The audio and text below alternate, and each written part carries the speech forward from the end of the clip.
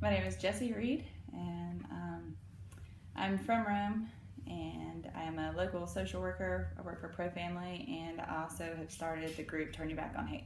First off, why go into social work? Well, I was a psychology major at Barry, and from then I thought I would be a counselor of some sort. And from there, I started working with kids with special needs and kind of got into working with kids and families and just found myself really drawn to it. And I figure if you can do that kind of work, you should. And it takes a special person. I mean, you see good and bad almost every day. How do you deal with that on a personal level? I mean, having kids and a family of your own. Yeah, it's a lot. And right now I'm doing intensive family intervention, which is the highest level of care. So it's particularly extreme. I've also done work in a psychiatric treatment facility for kids.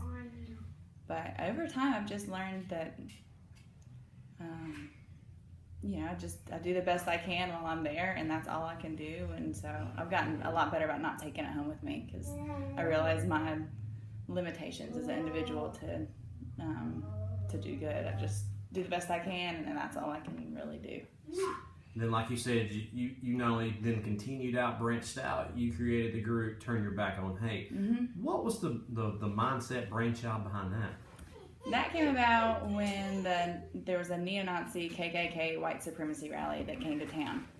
And Brian Hill had done a petition trying to keep them out of town. And that petition created a large group of people who didn't want them here, who didn't have that mindset, and wanted to stand up for Rome. That petition didn't work out because of freedom of speech. I mean, they had the right to come here. So from there, I contacted Brian. I said, let's do something. Let's do a protest. There were a lot of people wanting to do something, and my thought was that if we didn't have a controlled, organized, highly structured protest with a clear message, that the message would get lost.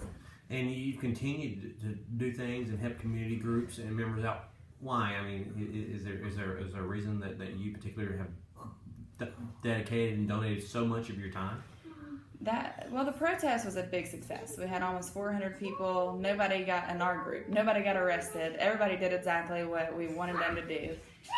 And from then, the biggest question I had that day was, what are you going to do next? Which I wasn't expecting. I was thinking we were going to go and do this protest. But everybody was, what are you going to do next? So have you got any negative feedback from anything you've done? Not so much from the protest. In the beginning stages, a little negative feedback because there was a large group of people who wanted to just completely ignore it and thought that was the best response. And they were afraid that if we did a protest, all it would do was shed more positive, or give them more attention, give the white supremacists more attention. And I could understand that, but people were going to show up regardless. We could either do it controlled and with a positive message, or just leave it to whoever to do what they want. And I think that became clear after the fact, after seeing how the other protests that were going around in Stone Mountain that same day and all over the country, it became clear that what we had done was a positive thing. And so a lot of the people who had given negative feedback in the beginning kind of flipped around and were appreciative. So what is next? Well, we did the protest and we did the candlelight vigil after the Orlando shootings. And now we're trying to figure out how to take this group of people that our leadership group, essentially, the planning group. We want to turn this into a non-for-profit.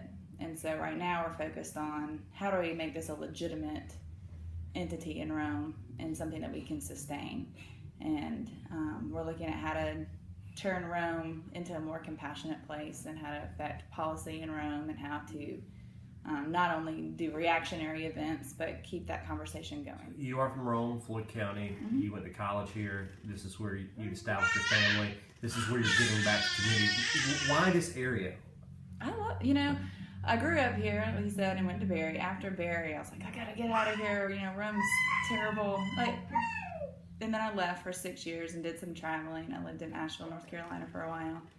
But after having children, I came back, and I love it. I don't want to move. You couldn't pay me to move right now, which to my 22-year-old self would have been shocking.